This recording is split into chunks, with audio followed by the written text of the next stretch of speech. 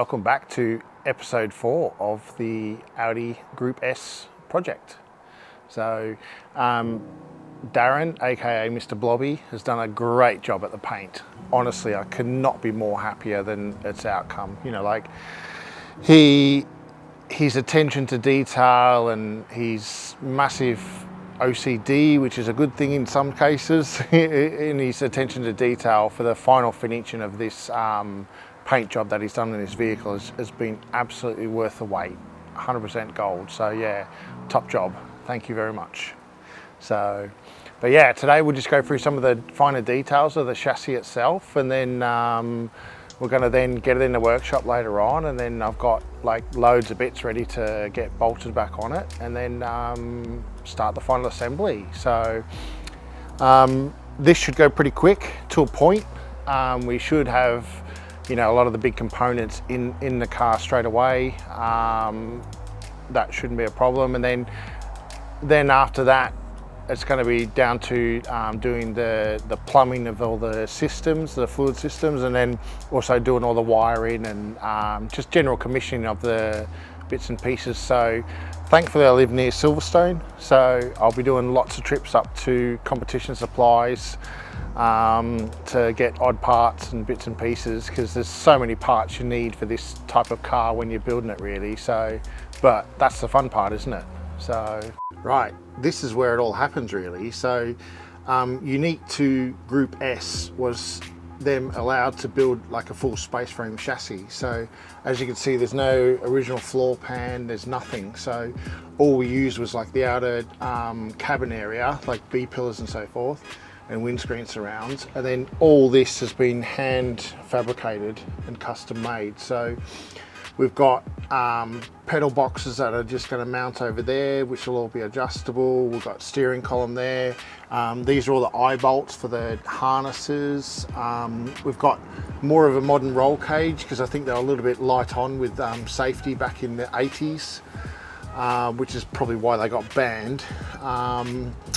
And yeah, this is where it's all going to happen. And a big part of this build as well is the transmission system, and this is pretty much where it all lives as well. So in here, the main gearbox lives in this part of the vehicle, and then the prop shafts are going to be, you know, running back down to the rear diff there, and then straight through there will be for the front drive shaft, really, or for the front prop shaft. So, which there won't even be a prop shaft, the gearbox joins straight to the diff.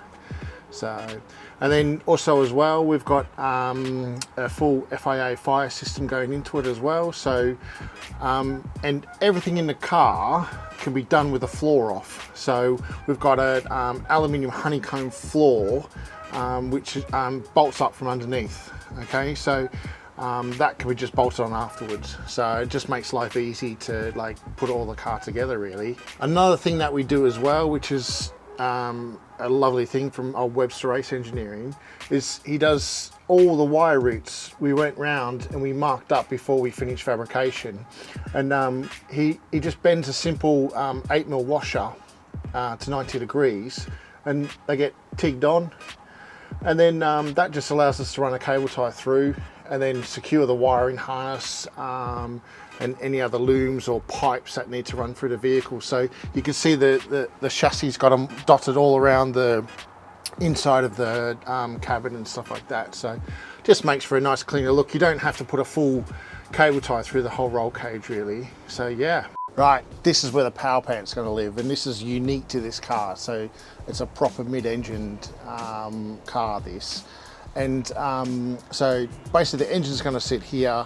We've got a differential that's going to sit here. So bolt up to this, bolt through this. And the actual engine has got engine mounts which go through the differential and bolt up here, just so it's all, because you're just limited for space, really. These are all suspension mounts for the KW dampers, and then we've got multiple adjustments for the chassis, so we can adjust anti-dive and anti-squat into it. And we can adjust the front and rear roll centers. Both the front and the rear of the chassis got the same sort of mounting points. Also as well, this is very drag racery type hole here. So These are to pass cables and also hoses and whatever else we need through the actual chassis. So saves you having to have, you know, lots of holes through the bulkheads and seal up, you know, different sort of parts of the systems really. So this is going to be one of the first jobs, is to get the engine in place. So diffs first, then gearbox second, then engine third, and then yeah, all the rest of the other bits really. So because the engine's so tight through this aperture because of the roll cage and the way the chassis structure is, we have to like put the engine in as just the engine itself, so no manifolds or no accessories and stuff like that. So yeah, I'll be doing that this week, or probably tomorrow actually. So this is the front end of the Grumpy, and this is pretty much where the fuel cell lives. So we've got a 60 litre fuel tank in it with an integral swirl pot and all the bits and pieces. Steering rack lives here, differential lives central in the centre. We've got all these chassis adjustments for the suspension here. And yeah, there's not much else in the front, to be fair. We've got the water system radiator here, a couple of air jacks so we can go up and down. That's it. We've got electronic power steering as well. Because the engine's a fair way back, having a mechanical power steering pump, it's kind of not optimum really, because by the time you send the fluid to and fro the rack and stuff like that, we kind of just went for an electronic power steering pump. So that's off a Mercedes A-Class, that is. So it works really well. We use them on a lot of cars. And then that's it really. We've got bulkhead grommets for wiring looms and stuff like that for out the front, for all the headlights and all the bits and pieces. And then that's it. So good old Mr. Blobby's still got the front end panels. So he's, which we don't need at the moment because we've got enough to be getting on with to finish off the chassis. And then once they're back from him, they'll just like bolt up. So there's not really any need to get, you know, the front end and stuff on there. It gets in the way more than anything really. So unique to the Group S car was obviously rear engine. We need to service everything. So this is literally a one-piece carbon rear end that we've had to have fabricated, and this is what we scanned off that original model. So getting the proportions right was very hard and all the bits and pieces, and now it's a pleasure because it's all on hinges. We've got pit pins in the back. We've got a series of Zeus clips here that we could just simply undo, and then a couple under the inner arches, and then once they're done you can just simply open up the unit.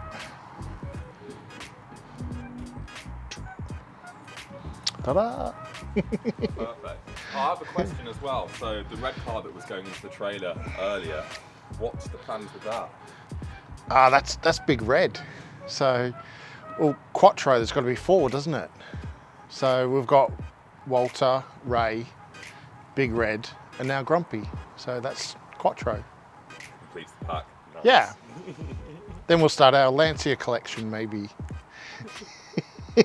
This is my favourite part of the car, this is the shark fins, we call them. And I just love the lines of this and, you know, how aggressive they are. And I got old Mr. Blobby to like not paint these, and it sort of shows off that it's proper carbon as well. And he's done a really great job, and the original car was black on these as well, so it kind of fits in with how it should be really. So yeah, happy about that. So the objective is now we'll get the car in the shop, up on stands, and then we'll get all the bodywork, doors off, etc. and then start the final assembly. So yeah, please like and subscribe and do the right thing, and leave a comment. Comments are good. And then yeah, we'll see you next time.